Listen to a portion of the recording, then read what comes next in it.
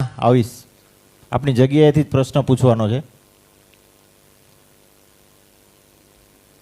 આપણા માનનીય ધારાસભ્ય આપણા સમાજની આટલી ચિંતા કરે છે, તમારા પ્રશ્નોને એ વાચા આપવા માગે છે, એ એટલું કરે છે તો આપણે નહીં કરી શકીએ?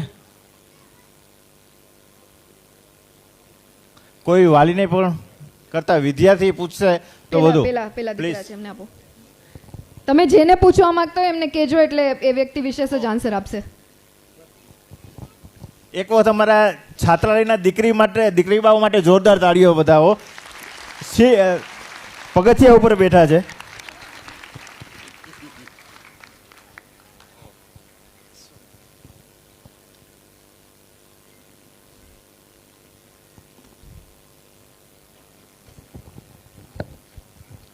પછી પેલાને આપજો, દીકરી બા પેલા ત્યાં બેઠા છે. જય માતાજી. જય માતાજી. તમે મિકેનિકલ એન્જિનિયર કર્યું, પણ એને પછી તમે પોલિટિશિયનમાં જવાની ઈચ્છા જાગી કેવી રીતે?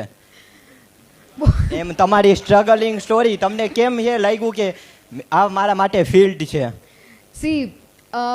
મેં મિકેનિકલ કર્યું 2014માં. દેન હું 3 વર્ષ માટે દિલ્હી હતી.